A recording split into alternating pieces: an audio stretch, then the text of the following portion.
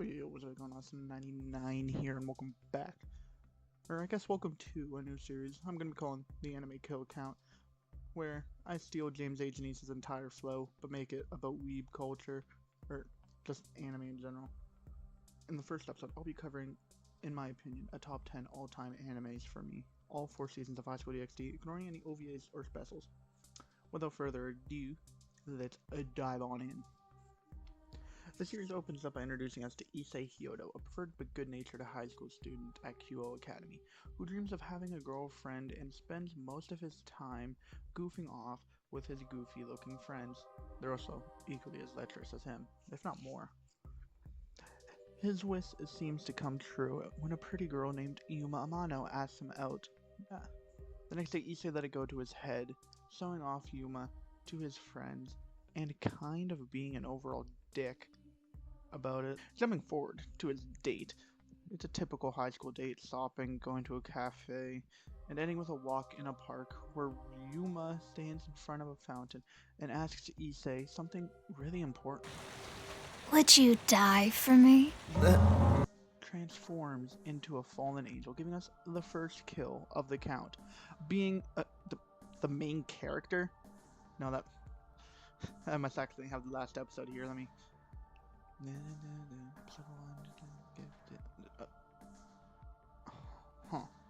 Yeah, that's right.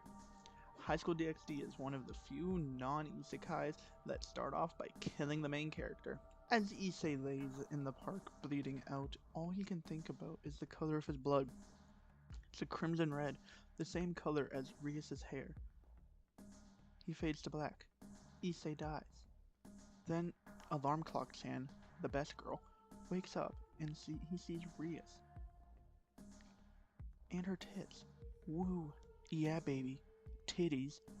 She reveals that she has reincarnated him as a devil to serve in her household, setting up the stage for Issei's new chaotic life, filled with angels, devils, dangerously supernatural powers, and lots of titties. Moving on to episode 2. After waking up to the shocking reality that he has been reborn as a devil, Issei Hyodo begins adjusting to his new life under Rias Grammar, who introduces him to the rest of her devil household, still confused but eager to understand his situation. Issei learns, as Rias' servant, he's part of her peerage and must follow her orders, especially when it comes to contracts with humans. During his first assignment, he struggles to grasp his powers in the dangerous new world. However, when another fallen angel targets him again, Rias and her team intervene, saving his life. Realizing how weak Issei still is, Issei vows to grow stronger and fully embrace his identity as a devil, declaring he's done being human. Boring. There was no kills in episode 2. Let's move on to episode 3. The episode starts with Issei walking to school when he bumps into a friendly nun. Enter Asia Argento. He hopes to find the church. He gets to school, and then Rias explains how important it is for him to not be in contact with the people of the church. They later go on to have a mission. To deal with a stray devil, Issei is told to watch, which he does. As he watches, our second kill. Aw, hell yeah. Rias destroys the stray devil, giving us our second kill. Afterwards, Issei goes for another one of his summons. When he enters the home, he sees a pool of blood and a stray priest. Enter Friedselsen, who gives us our third kill, and the first off-screen kill. Fried then starts assaulting Asia, which makes her lower the barrier for the House of Grammar to pull up. Fried calls Issei and Kiba gay. Oh, I'm far from disappointed, trust me. So, what's the deal? You're the pitcher and he's the catcher? And then the episode ends with the Rias Grammar periods dipping. Moving on to the 4th episode, Issei vows to save his new friend. Rias tells him not to, or so he thinks he tells him. Kiba and Koneko reveal she was giving him permission to kick some ass. That's what he does. I can't count any of the fallen angels inside of the church as dead, for we don't see them die. Thanks to this, episode 4 has no kills to count. Moving on to episode 5, the episode picks up with Issei Hyodo facing his deadliest challenge yet, confronting Rainier, the fallen angel who once disguised herself as his girlfriend and killed him, fueled by his anger and his desire to protect Azia. Issei fights desperately, but struggles against Rainier's overwhelming power, and Rainier even kills Azia in the process, stealing her Twilight healing, killing her in the process, obviously, giving us our 4th kill. Akeno and Rias, outside of the church, fighting 3 fallen angels. This fight results in our next 2 kills, being Donasik and Kalawarna. I probably butchered those names. Killed by Rias. The 3rd fallen angel, she isn't confirmed to be killed, so I won't be counting them as a kill. The episode continues. Rias shows up to see Issei fighting Rainier, and Issei finally winning. It's revealed that Issei's sacred gear isn't the twice critical that Rainier thought it was. It was the Red Dragon Emperor's power, the Crimson Dragon. Rainier switched to Yuma to try and manipulate Issei, and it works. Issei asks Rias to deal with it because he can't. Rias then proceeds to kill Rainier for our 7th kill of the series. Now on to episode 6 of season 1. I hate this episode. This might be my least favorite episode. It starts with Issei, Azia, and Rias training. Then it goes to Issei not being able to get any contracts, Rias escorting him on one where they getting 2 one-off characters to date. Issei gets 5 seconds to fondle Rias' boobs, but doesn't even get to touch them. Some bullshit, and there wasn't even any kills to count. That's just moving on. Switching gears over to episode 7. Rias promises Issei and Azia the familiars, but Sona Citri promised her pawn a familiar too. So they play tennis for it, and just like Elle and Light from Death Note, but with more jiggle physics. Then we switch to dodgeball, where Issei makes headbands. Gets pelted right in the cack. Ouch. Then they meet with Slim Shady to get familiars. They meet a blue dragon. Rias says Issei should have it, but Issei wants the green slime familiar, who melts clothes. Then the blue dragon familiar gives us code number 8, the green slime familiar, and shows Azia as his master, being named Rase. Alright, time to speedrun the rest of this season. The rest of the season is training for and actually doing the raiding game against Riser Phoenix and the Phoenix Pirates, who is meant to marry Rias. Issei doesn't want that. Issei wants a harem. Issei wants to marry Rias. 2 things Riser has. There's a training camp where Issei and Azia learn how to use devil magic, and Azia talks about her life in the church. Also, Issei develops his signature move, Dress Break! The Rias Grimmery period is seemingly winning the raiding game until Riser and Issei start to fight. Riser threatens to kill Issei. Really, Riser? Issei just died 10 episodes ago. This causes Rias to surrender and to be forced to marry Riser. At the engagement party, Issei shows up via invite from the great devil Lucifer, aka Sir Zek's Grimmery. Sir Zek successfully raids baits Riser into a round 2 fight where Issei goes balance breaker to kick Riser's ass. But the 10 seconds end quickly. It's actually like 5 minutes in the episode, but that's besides the point. And Riser thinks he won. But Issei gave his own arm so he can carry a cross and holy water. He uses the cross to wean Riser to his boots. He uses the cross to weaken Riser and boost the effects of the holy water, winning Rias Grimmery as his prize, as promised by Sir Zex, the great devil king Lucifer. Rias and Issei share a kiss on a griffin, and the season ends. I'm not crying, you're crying. Moving on to the second season. Season 2 begins with Issei in bed with Rias. No, it's not like that. Issei's still virgin. Debbie's in the chat. Then Issei has breakfast with his family, plus Rias, where they head to school. Issei gets harassed by his friends. Azia and Issei get confronted for having sex with each other. They been denying it, cause they ain't fucking. Issei's arm starts acting up, as at the end of the first season, He sold his arm to Drag, and now he has the dragon's arm. Akino has to suck out the dragon's spirit. They then have a meeting at Issei's house, where Issei's mom sews off Issei as a baby. When Kiba starts to act weird upon seeing a holy sword, Issei then goes to a summon where he sits and drinks with some weird middle-aged man, who offers Issei his soul in return, but instead Issei says no, that's not fair billing. So instead he gives Issei an original fancy painting, which kinda looks like a Van Gogh painting, I'm not gonna lie. When Issei was riding home, he gets a request to join a stray devil fight, which results in our 9th kill as Rias obliterates a stray devil. We later see some hooded figure talking before cutting to a priest who runs into Kiba before falling dead at Kiba's feet, giving us 10 number kill. And who was the man run away from? None other than his killer, who was fucking hell, Freed Selzen again. On that note, we move on to the second episode, where I didn't see any kills, so I'll just give you a brief description.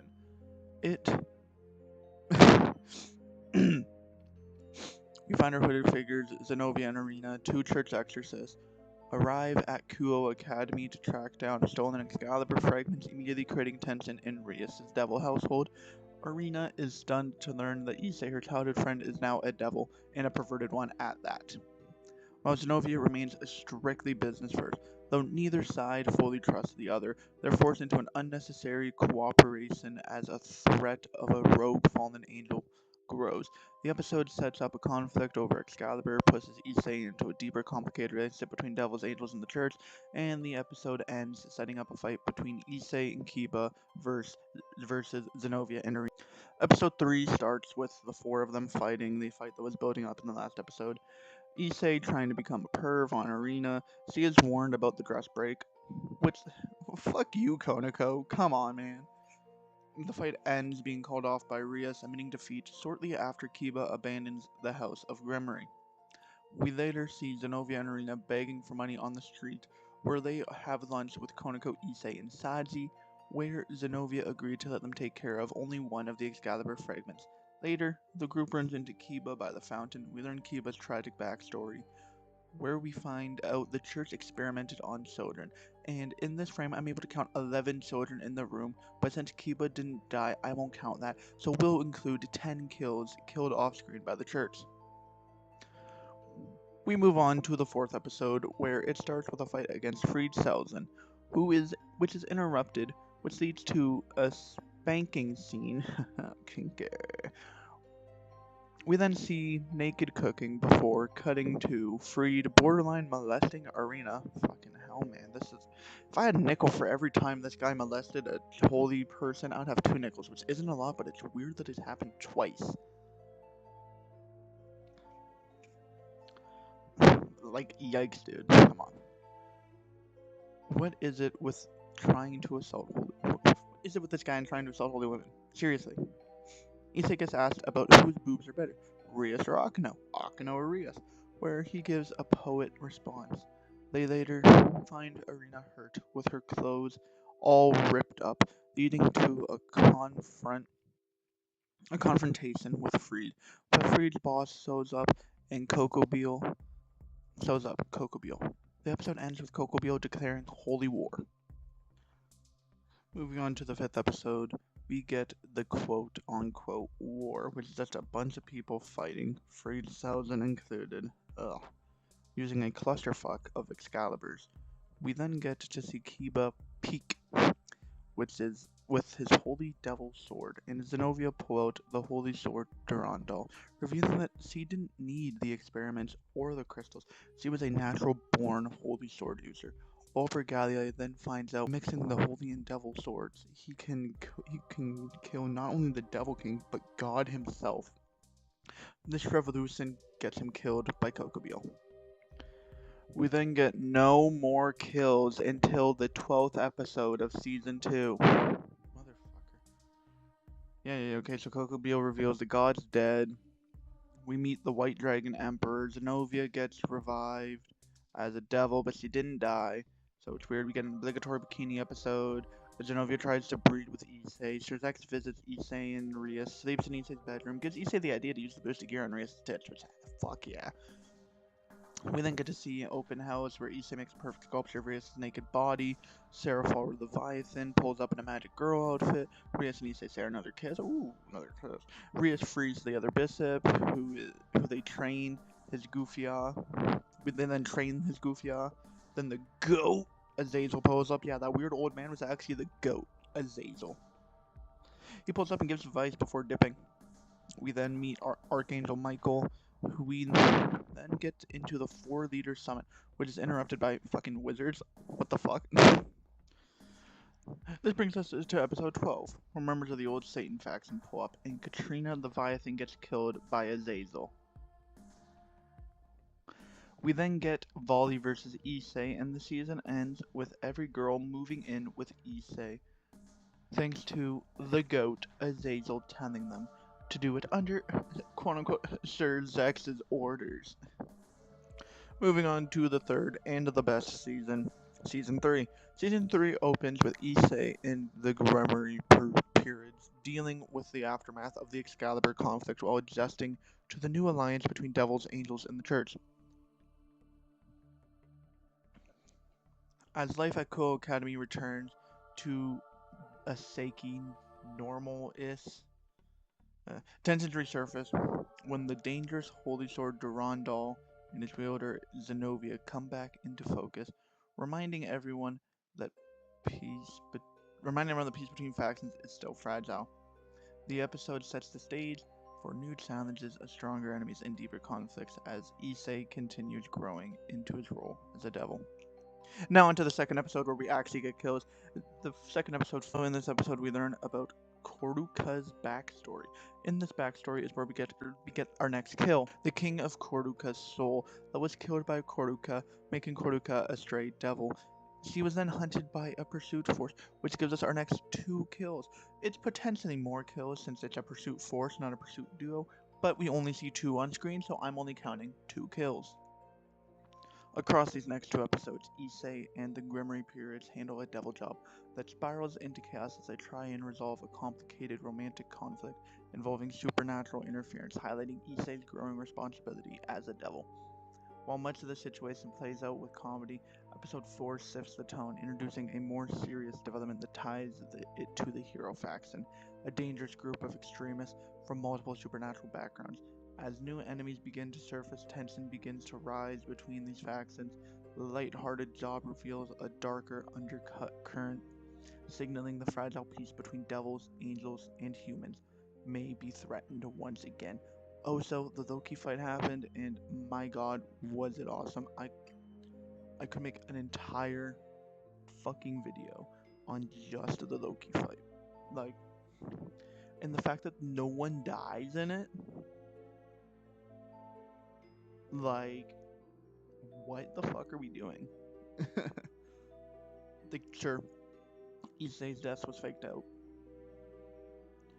And some people think that one of the dogs died, but it's not confirmed. So any deaths that might have happened in this fight are unconfirmed kills. So, seriously, what are we doing? Episode 5 is an episode entirely dedicated to Akeno, where Issei and Akeno go on a date. Ooh. And the rest of the Pirates follow them. They run into Odin in the Red Light District, who is with Akeno's father. Ow. We learn about Akeno's backstory, which is where we get our next kill. Akeno's mother, killed by an unknown human. Episode 6 is the introduction of Diodora Astaroth. Issei has nightmares about Azia getting married, and Azia and Issei start training for the festival. That's pretty much it. This is basically a canon for their episode. In episode 7, Diodora tries to trade his bishop for Azia. Fucking desperate much. It doesn't pan out. The girls then dress all sexy for Issei to show him appreciation before the raiding game with the Astaroth periods. Azia then gets kidnapped, and it's up to Rias Gremory's periods to save her, with the backup from Azazel, Rosfaisa, and Odin. 3 of the most goated fucking characters in this entire series, especially Rosfaisa, best girl. And more of the Chaos Brigade tries to attack them, with Odin swoops in and gets 41 kills, Jesus Christ. All at once, too, by my count. A minute later, Odin pads his numbers even further, getting another 62 kills by my count. In just the span of 1 minute, Odin's caught 103 bodies, bringing the count to fucking 132. What the hell? We're not done yet, as Arena and Azazel each get 1 kill that I can count. The episode ends with the Rias Grammar periods looking at a staircase. The next episode starts where the last one ended off. The Rias Grammar periods defeat all but 2 of Diodora's pieces. They did not kill them because it's writing game. You can't kill them. They explicitly state that they don't kill them here. Moving forward, they encounter Fried Selzen. Fried admits to killing and eating the 2 knights of Diodora Astaroth. Add 2 kills to the count. And then a sword fight. Finally, Friesen's ass gets killed by Kiba. Fuck yes, Kiba. Bringing my count to 137 so far. The episode ends with a fight against Diodora. Episode 9 starts with the aftermath of Azia's disappearance and leads to Diodora getting killed by Selba. Thank fuck. We get to see the Chaos Brigade continuing the fight, where we see Arena Rosfiza double team to gain 36 more kills for our count. Fuck yeah. We then see the old Satan faction members sew up, and we get my favorite kill of all time in this anime. The aura Surgex has as he effortlessly turns Osmodius to dust is insane. We then see a fight between Issei and Selba Beelzebub, where Issei murders him, bringing our count to 176. And the rest of the season is apparently filler, so I won't talk about it too much. Basically, Loki cursed Issei and Rias, and Issei has to fight fake Issei. Issei kills fake Issei. Issei then has to fight Rias in Issei's armor, but slutty, and they have a kiss. I'm not gonna go into too much detail of season 4 because there's literally no kills until the 11th episode, where we get 22 kills in just a single frame. At least that's all I could count. All of our kills in season 4 are one singular frame in a backstory of a lion. Like, are you fucking kidding me? Where's the effort? Anyways, this season ends with Issei and Rias love confessing, now they're dating. Yippee! So that was High School DxD. How many people died? How many boobs were sewn? Well, I got the answer to the first question. I'll meet y'all at the numbers. Sorry, I fucked up scripting and I forgot to include the Rosfiza's 6 kills from season 3, episode 9. I did count them and I did include them while editing, so I'm re-recording the numbers bit. So by my count, there are 205 people who died in High School DxD. With a runtime of 24 minutes per episode and 48 episodes, that leaves us with an average of 4 kills an episode, or 1 kill every 5.6 minutes. I'll do something similar to James A. Janice and have my favorite and least favorite kills. I'll have no names for them yet though, but my favorite kill was spoiled earlier in the video. It has to be Osmodius. I love the way Surgex just erases his bitch ass. And my least favorite kill is, you can literally pick any of the off-screen kills. But I guess the worst ones were probably the Regulus ones, because those were the biggest pain in the ass to count.